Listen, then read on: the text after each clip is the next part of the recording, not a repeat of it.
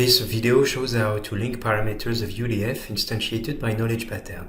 For example, to invert the direction on a feature and propagate this change after update, to following features in the list and keep the logic.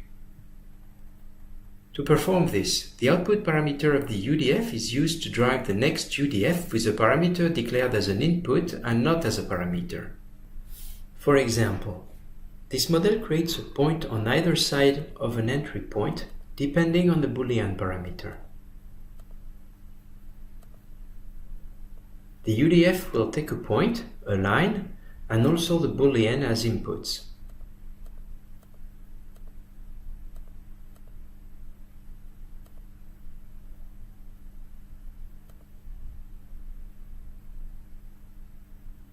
With a Boolean parameter equal to the one in entry.